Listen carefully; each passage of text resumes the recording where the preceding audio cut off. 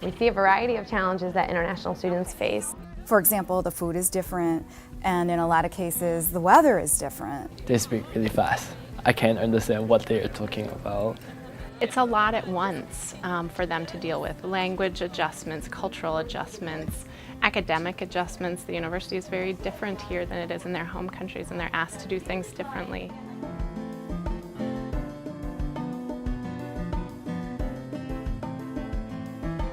So within the past year, we opened the English Language Academy, which houses the Intensive English Institute. The primary purpose of the IEI is to prepare students for undergraduate or graduate level coursework at U.S. institutions of higher education. If we are truly a university at UW-Whitewater, we want to welcome the world. And one way to welcome the world is to offer English courses at different levels that help students experience this part of Wisconsin.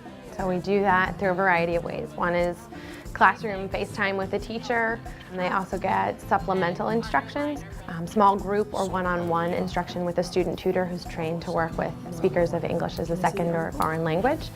And then we have experiential learning, so we take them off campus and they go do a variety of activities that all have objectives and learning goals assigned to them. So our program allows them to really focus on that linguistic adjustment, the cultural adjustment, the social adjustment, while focusing on their coursework, but not being thrown into the academic mix. One thing that we also try to help students with is just to prepare them for academic life and help them develop the academic study skills that they need to be successful in this university or any other university in the U.S.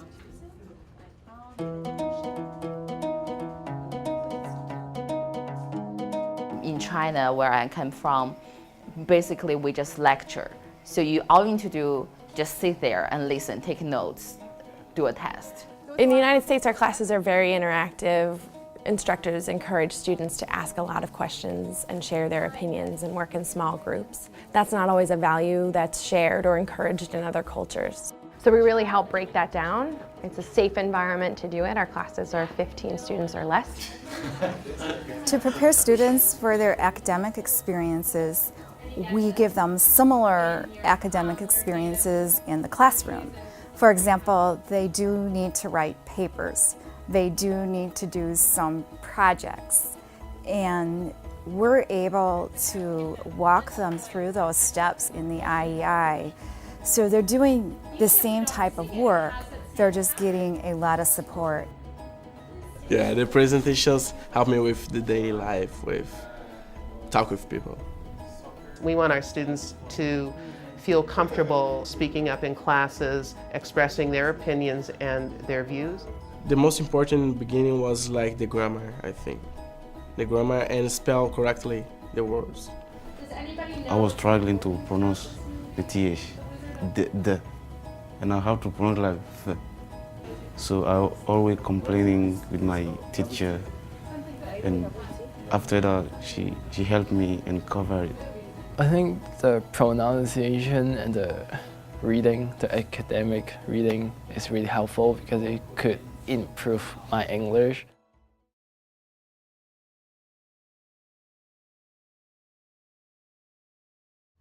We did have a student who studied with us for an 8-week period over the summer, and he more than doubled his TOEFL score through our programming.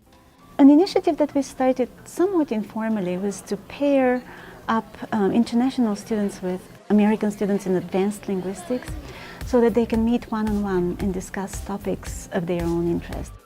So for me, I learned a lot of words that I never heard before that now I'm using in my classes. Every course also has a peer tutor who works with them, and so the students, after they leave class, have small group study sessions. And we are kind of there as a friend, but also as someone who can guide them.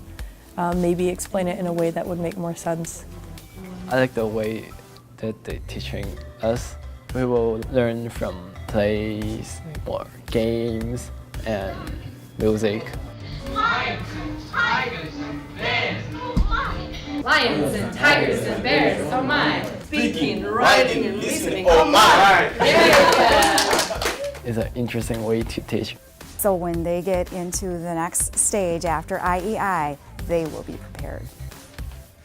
Learning doesn't take place in a vacuum, and when you're learning a language in a new country, it's really important to get out into that country and apply it.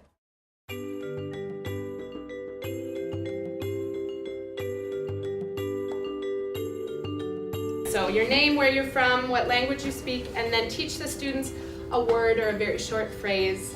Panda in Mandarin is 熊猫. In life, we don't normally sit down and fill in blanks, and so I would say performance-based assessment, having the students do a task or a real-life task and reflecting upon their progress with that. Who are you?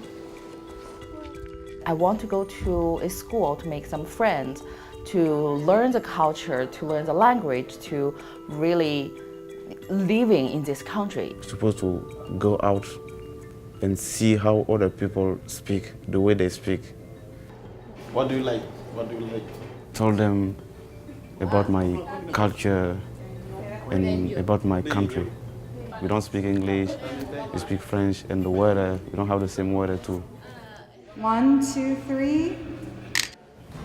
After watching the painting of Andy Warhol, we have to write something about what you like about the painting.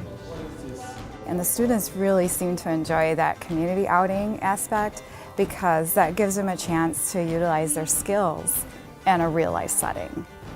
And a lot of our interesting artifacts, objects are in that exhibit as well. We visit a museum in Whitewater. I think it was so good. It's a long history and there's so many things. They're not just here to learn English, they're part of the community. They are, and we're encouraging them to take part in all kinds of campus events. Run through. Okay? Legs closed. For Step Africa, they had a workshop that went before the actual event, and a lot of the students went to that. And that was fun. They got to learn how to step. It was very funny to watch.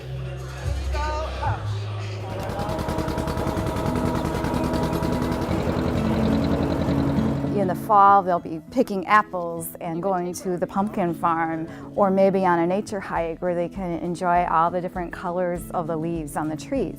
Yeah, see the nature, and was the first barbecue here. It's so different, but it's nice too. A good experience to go to a farm and then to see what is a farm. I've never been to the gourmet before. It was my first time. There are many social and cultural events on campus, but one that I'm personally involved with is a potluck Thanksgiving dinner. It's the first time I tried turkey. I would like to know something special and traditional from the country because the Thanksgiving dinner was really nice and everybody was helping each other. We had the bingo. Autumn. Autumn. I think immersion is really the best way that you can apply these skills that you've learned. But there's nothing like actually being in that situation and eating, sleeping, dreaming, doing everything in that language and really being forced to use it. There's only so much you can do in the classroom environment, and you can do a lot, and there's a lot of learning that takes place, but this experiential learning and being here and the cultural awareness and the cultural exchange that they have is not something you can replicate in a foreign language classroom or an English language classroom. Oh, that's a good one.